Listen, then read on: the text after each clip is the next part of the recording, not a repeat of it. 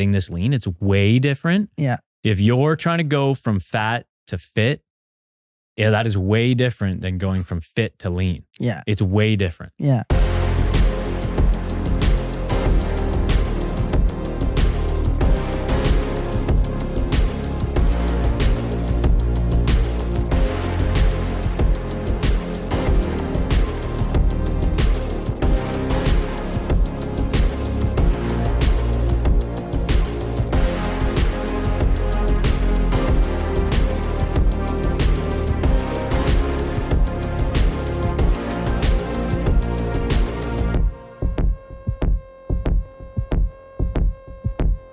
I'm coming to the end of 12-week diet phase. I have a day and a half, 2 days left. I have a video shoot on Sunday and then a photo shoot on Monday.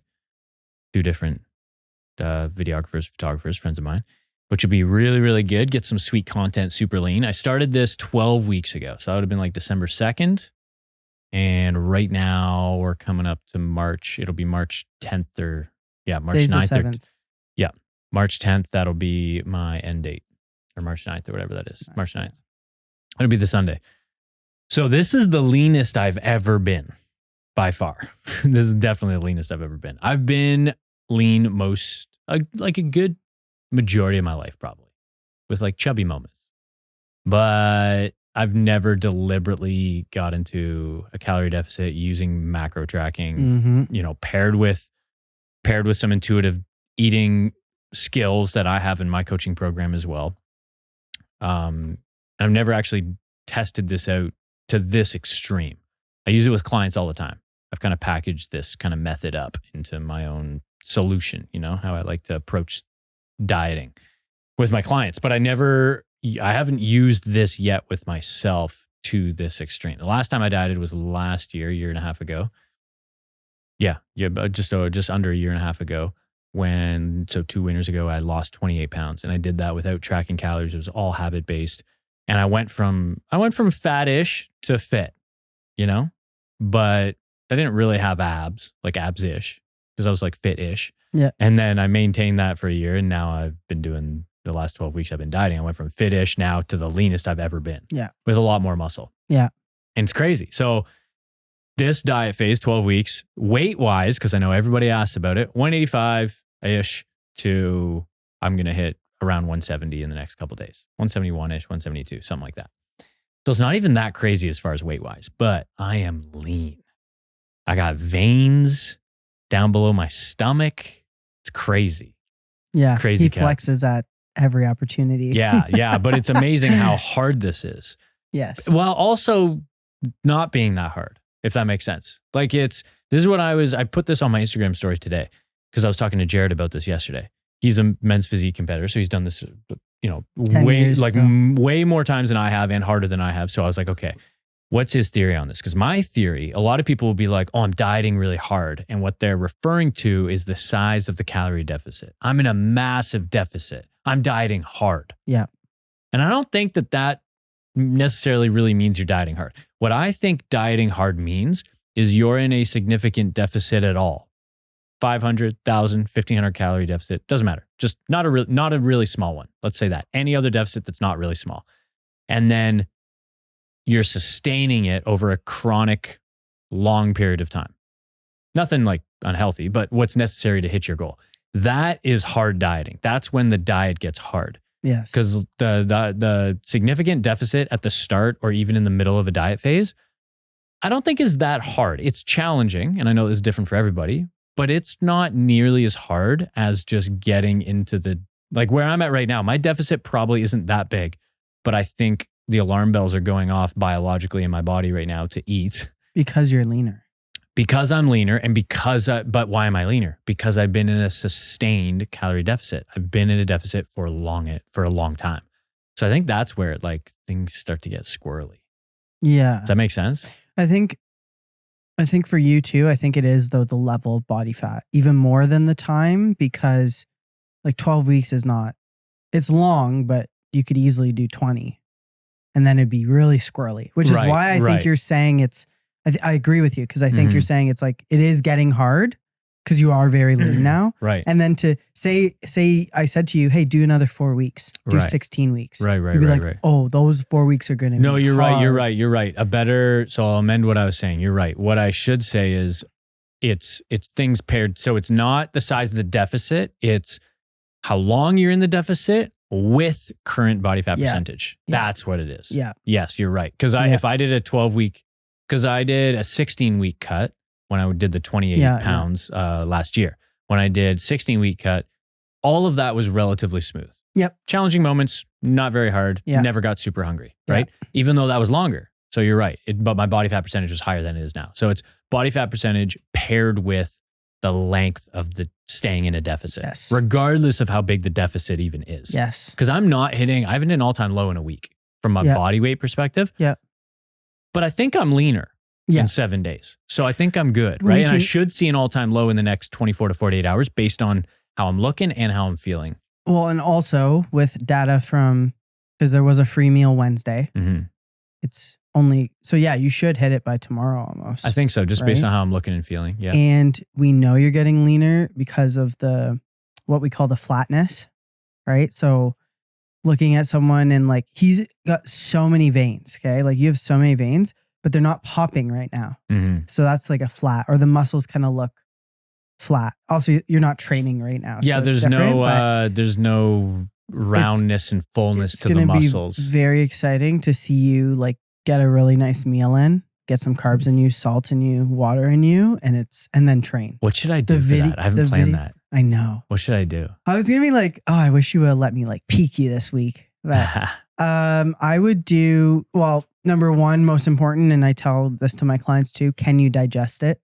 That's more important, right? So for you, honestly, I would keep it with the foods that you like. I would do like a big buckwheat meal, like a couple of them though.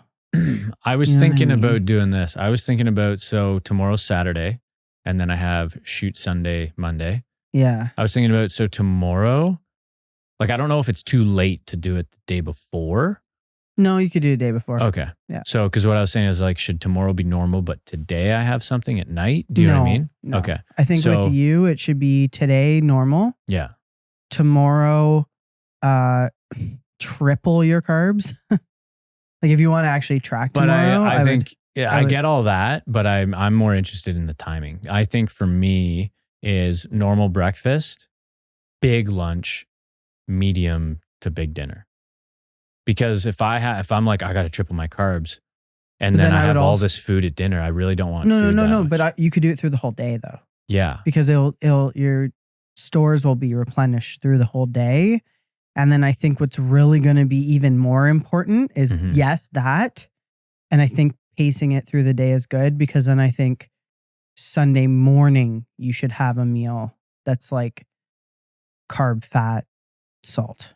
Right. So whether that looks like going out for breakfast before, which I think that might work. Right. Then you just hop into the gym and train. Like you're going to look crazy. So just so everyone knows what my strategy is here, because I'm coming to the end of the diet phase. I already said that I have this video shoot and a photo shoot 2 days in a row. All I'm doing right now, like what we're talking about, is kind of like a poor man's peaking protocol of what Sam would do for a bodybuilding show. Like if I was going to do a bodybuilding show, this is like a small mini version of that, where all I'm doing, I'm not burning extra body. Like what the focus on peaking is to peak my look. That's what we're talking about right here, is I'm just trying to strategize the next 48-ish hours, 36, 48 hours, so that I can look my best for these video shoots, photo shoots. So I'm going to maintain my leanness, but I want to really maximize fullness of my muscles. Yeah, like I would not train tomorrow. I would like take a rest tomorrow, carb up. Yeah. And then boom. Yeah, tomorrow's a rest day from weights. Yeah. Yeah. It already is. So that'd be good. Yeah. Yeah, cool. I think that'll be great. I'm excited. And then to get to the, because it's great, you have the video shoot Sunday morning and then you have a photo shoot Monday. Mm-hmm. So there's like that kind of limbo area in between after the video shoot Sunday, before the photo shoot Monday, of what are you going to do, right? I'm just going to eat normal. Yeah, like I was going to say, it would be kind of like doing a 2-day bodybuilding show. There's always like that middle part that you kind of black out. You don't even remember what happened. And it's just like eating normal. If you notice you're still a bit flat, you add in more carbs. And then, because realistically, I think you'll need a lot to fill you. Yeah, that's why I was wondering if I should be eating earlier and not and tapering off my food. You can start this evening. You could do a bigger dinner than normal tonight, normal breakfast, and then bigger. I would do like 3 meals. Lunch, dinner. Yeah. Because what I'm basically I don't know how much I should have, but I don't want a big dinner. Yeah. We eat dinner late. So why I'm saying that is like, if I have too late of a meal, it'll take too long to digest. So first of all, it'll affect my sleep, which will be a problem. And then second of all, it's not enough time for it to actually get into my system. Like it probably is technically, but for me, I just appear to digest slower. So I'd rather give myself more time instead of like, oh, a bunch of carbs. Okay, go train. It's like, I want to have those carbs a day before. Normal dinner tonight, big breakfast, 2 big lunch, normal dinner, and then go out. I can't have 2 lunches. Why not? It's impossible. What do you mean? What do you mean? I can't just I can't just lift a Ferrari over my head. Like, how do I just have 2 big lunches? Like, how do you do that? You wake up at 5 a.m. You have breakfast at 6. Correct. Then you eat lunch I'd have to have an early breakfast. Yeah, have early breakfast. You have so many hours in the day to. Yeah, okay. Yeah, because then that will start getting the carbs in. And then you'll have way more time to digest. Yeah, that's how I could. So I didn't even think about it like that. I could go back to my 4-meal schedule. Yeah. That's a good way to do it. Yeah. So since I have more calories to eat, that makes sense. I forgot about that because before I dieted, I was doing 3 to 4 meals a day. So I'd have 4 meals. So I could just a Ferrari over my head. Well, that's what I mean. You're like, just have 2 meals. It's like, but you can't just say that. Like, I gave you a solution. Just make it rain. It's like, I can't. Sorry. Well, you can cloud seed, but that's another topic. You do because you wake up early anyways, right? Read your Bible, have breakfast at 6:30, 7, 8, 9, eat again at 10, 11, 12. So for eat Saturday, again at 2, and then tomorrow. have a normal. I would do that tomorrow. Yeah. Yeah. Okay. And then I would definitely do the go out for breakfast on Sunday morning. This is actually good timing because I'm starving right now, like legit starving. Yeah. Because normally I would, it still doesn't work. I would normally. It's 3:13. 3:13. Normally I would have eaten at 12:30 to 1. And not for me. Yeah. I probably eat before you. I'm pushing my, or I'm finding it really hard to push my lunches. Yeah. So for me, it's noon, 12:30, the odd 1 p.m. I'll push it. And I'm like, oh, this is good. I'm pushing it later. But I get really, really hungry for lunch. So I'm like over 2 hours late. So I'm feeling it. And I'm definitely, honestly, this whole process has been like amazing because, but 2 weeks ago, 2+ weeks ago, I was like, oh, I could keep doing this. Challenging, uncomfortable at moments, but I could just stay in the groove and keep doing it. Now I'm feeling that impatience of like, I don't know how long. It's a Chinese water torture thing. It's not that hard in isolation, but it's hard when you layer in the time, right? So that's what I'm finding hard now is like, it just never ends. It feels like it just never ends. You never get relief because you eat a meal and then your stomach's full, but since you're still under calories, your brain knows that you're lacking energy, so it wants you to keep eating. It wants you to binge. It wants you to keep, and you have to deny that. You have to ignore that. You have identify that and be like, that's not going to support my goals.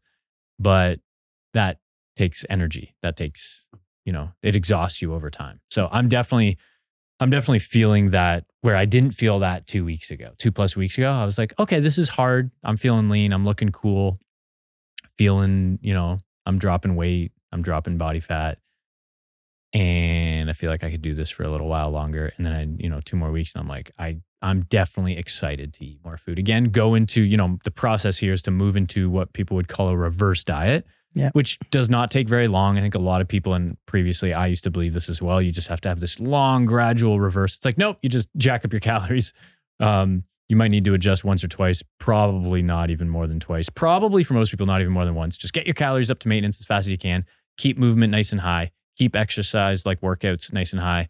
And then just be diligent with your diet. And that's my plan here is I'm going to continue being locked in with my diet. I think a lot of people look at it like, oh, I'm locked in with my diet. That means I'm losing fat. It's like, you can be locked in. Why aren't you locked in with your diet all the time? Mm-hmm. Regardless of what your goal is. Like for me, I'm going to be just as locked in with this diet after Sunday, but I'm going to have it, my plan changes a little bit, but I'm going to be locked in with that plan. Yeah. Do you know what I mean? But I'm treating my nutrition just as seriously as I would as when I'm on this fat loss phase. But yeah, because now you love tracking macros. It's just going to be more food. And I've really enjoyed tracking macros again because I used to do that years ago, hadn't done it in a while, relied more on a habit-based system. Now I've paired the habit-based system with macro tracking and I freaking love it. It's exactly what I use with my clients. And so testing this myself, I'm like, oh, this is freaking sweet.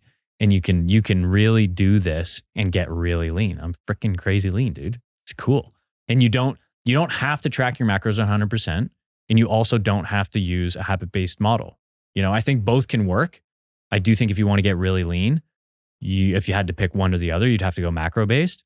But the challenge there for most people is they track 100% or they don't. Yeah. And what I've done is I've paired both together. So you track, typically it's going to be between 85 to like 92% of your meals are going to be tracked. And then those other like 10 to 15, 10 to 13% or whatever it is of your meals are going to be opportunities for flexibility where you can practice intuitive eating skills. And that's what I've done too. So for me and most of my clients, it's usually 2 untracked meals a week. Depends on the person, depends on their lifestyle, depends on their work schedule, all these different things and their goals. But for most people, that's what it is. And it's like a perfect blend. You know, I love it. My favorite part about your diet is that you got a taste of hard dieting, almost like a prep. So you'll be able to understand me more. And then I also got a taste of my own medicine where you were nowhere near, not even remotely, but like you had little moments of irritability. And I was like, oh man, I'm way worse. Sorry. So and for way longer. Yeah, and for way longer. 6 months. And for deeper, like deeper body fat. So it gets worse. Yeah, it's gnarly. No, it's good. I understand the process a lot better. I understand the emotions and the feelings and the thoughts and the psychology that goes into getting this lean. It's way different. Yeah. If you're trying to go from fat to fit, yeah, that is way different than going from fit to lean. Yeah. It's way different. Yeah. And that's why I pushed, I pushed to go to this next level because I wanted to test myself. First of all, I wanted to physically look sick. I wanted to be like, what can I do to look freaking awesome? And I've never pushed myself to look this lean, particularly with the level of muscle that I have now. And I really want to see what I can do. And I want to challenge myself, You will never come out of a successful diet worse. Like right. It's going to make you better in some way, whether that's mentally, whether that's you're able to handle things better, delayed gratification, practice, things like that. So I think it's only positive. Yeah. Really. Yeah, 100%. And to go back to what I was saying before, because a lot of people wonder, I think, well, how does this play into the bigger picture of physique development and your just fitness journey? It's like for me, because a lot of people make this massive mistake of fitness equals fat loss. It's like, oh, I'm going to get super fit. And what they mean is they need to lose weight. But it's like, what are you going to do to stay fit? Like, how is fitness going to play into your lifestyle forever until you die? And for me, it's like fitness has always been a part of it, whether I'm losing fat or gaining muscle or honestly not doing any of that. Literally just going to the gym and eating healthy food without any tracking. Mm-hmm. Like that's also fitness and that's also health, right? So for me, it's like I have this reverse diet where I'm bringing my calories back up to maintenance. So I'll probably document that on my social media as well. And then I'm going to hang out at my maintenance for an undisclosed amount of time that I am not sure of. But I'm going to focus on the gym. I'm going to focus on high step counts. I'm going to focus on enjoying my meals and being diligent with my nutrition and also continuing to improve my gut health. So this is a good time to shift focus on to like other things like sleep, gut health, mental health, performance in the gym, stuff that isn't weight loss and fat loss, right? Mm-hmm. So that'll be good. And maybe that ends up being 6 months there. Maybe it ends up being 3 years there. I don't know. But I'm going to hang out here for a little while and I'm going to deliberately do my best to adjust my activity level combined with my macros to see how lean I can stay while sustaining it and making it compatible with my social life. Because that's always the trick, right? It's like, how do you do that? So I'm not going in with expectations other than my objective of testing that to see what I can do. And then just seeing what's the reality, you know what I mean? And what I have to do to make that happen and what trade-offs I'm willing to make or not willing to make. Yeah. So that's kind of my game plan for the next 12 plus weeks or, 6+ months, I would say, which is kind of nice, like heading into spring and summer. So Yeah, I think that's exactly. I think that's really, really good timing. Yeah. Every time I do a cut, I get better. So I'm like excited. I'm almost excited. I'm excited to be done this and move into the next, reverse maintenance phase. But I'm also excited to do this again at some point, probably, and be even better at it. Take these skills and all the information and data I've learned and apply it to myself again in the future. But also another reason that I did this was to remind myself of what my clients are going through. I'm going through a far more extreme version than most of them. Some of them go through this, but most of them don't go this far. But again, a lot of that is relative and subjective to the person. So it is good for me to go through this when I'm consulting a lot of my clients that are in fat loss phases right now. When I'm doing that from a coaching perspective, it's good for me to remind myself what that process feels like psychologically and emotionally and mentally and socially, and go through those challenges so that I can understand that when I'm consulting them. So I think it's good to hold myself accountable to regularly go through a fat loss phase like this. If I'm going to be coaching people through that, it's good for me to walk the walk and not just talk the talk, I think. So, yeah, I agree. But yeah, we're going to wrap this thing up. I chatted before about kind of my process and method that I've been kind of using. I've packaged it up for anyone listening into this thing called the macro intuitive protocol. So that's just the nutrition side of things.